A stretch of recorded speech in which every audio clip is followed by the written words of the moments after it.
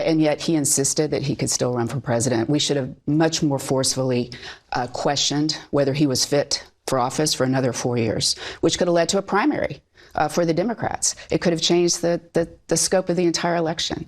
Yet that's CBS News veteran Jan Crawford slamming establishment media, including her own network, for not covering Joe Biden's cognitive decline. Welcome to Nerk News, I'm Nerkish, and with just days left till Biden's out of office, pretend journalists everywhere are doing damage control by reluctantly admitting that maybe, just maybe, they should have exercised a little bit of journalistic curiosity over one of the biggest cover-ups in recent memory. Here's CBS hoping that if they point enough fingers, they won't be tarnished with the same level of disgrace as the Biden administration. One of the things we also do in the year-end correspondence roundtable is dig into what was undercovered or underreported. Jan? Undercovered, underreported.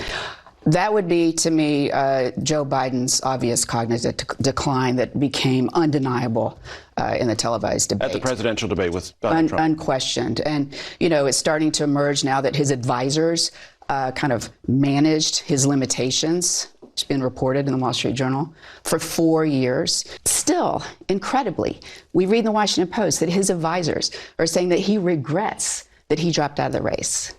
You know, that he thinks he could have beaten Trump. And I think that is either delusional or they're gaslighting. President Biden has said repeatedly he was sick during the debate June 27th in Atlanta, and he's always been fine, and he leaves fine. That is his position, the position of many of his top aides as well, even though there is that reporting. Robert Costa. Journal interview.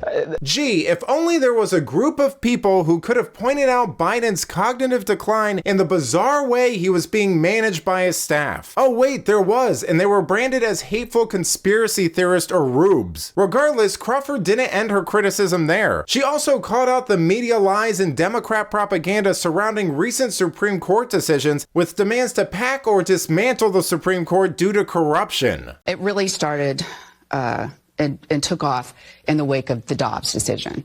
The court's ruling that overturned Roe versus Wade. The outrage over that decision was so extreme that you saw, I think, a quite calculated effort to undermine the legitimacy of the Supreme Court by Democrats.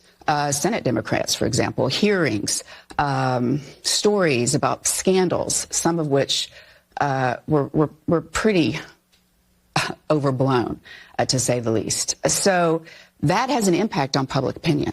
Mm-hmm. You know, the public starts to believe that this court is corrupt, that this is, you know, it's on the take, none of which is true. I mean, this is still a court. You may disagree with their decisions. It's a very conservative court.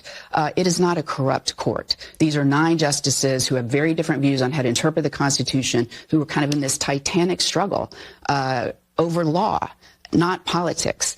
Even the immunity decision. I mean, that decision was so misreported to say that the court was going to save Trump from a criminal trial. No, it wasn't.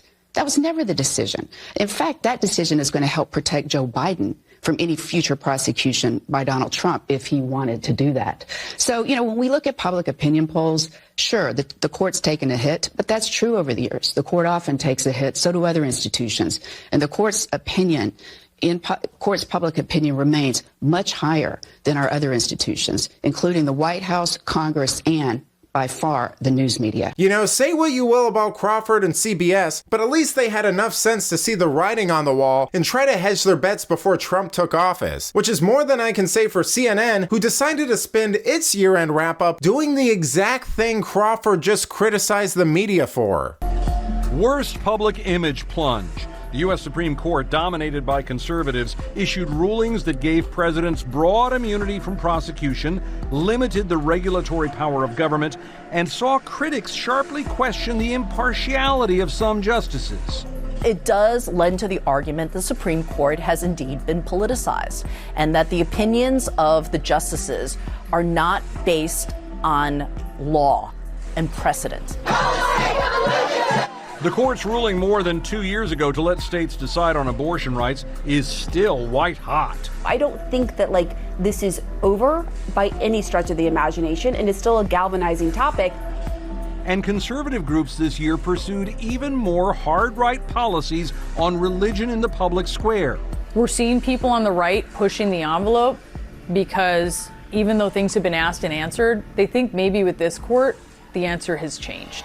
You know, you can almost smell the lawsuits piling up for CNN at this point, and frankly, it's not really going to be any better for Crawford or CBS either, because they're going to have a hard time objecting to Trump coming after them like he did with ABC and George Soros after partially admitting the rampant corruption taking place in establishment media. I mean, the things Crawford just mentioned have pretty serious ramifications, and it's a little funny how liberals will cry all day long and demand regulations on social media over what they perceive as misinformation and election interference, but see no issue with political hacks on network news, buying Democrat lies about Biden's mental health, or working the public up into a frenzy about the Supreme Court or Trump, which call me crazy but seems a bit more serious because they're purposely exploiting the freedom of press. But let me know what you think. Should journalists or news networks be held accountable for purposely misrepresenting the truth or covering up stories like Joe Biden's cognitive decline? Let me know in the comments, and if you enjoyed this video, please give it a like and subscribe to the channel. That stuff really does help us out. Until then, this has been Nerk News. Thanks for watching. Bye!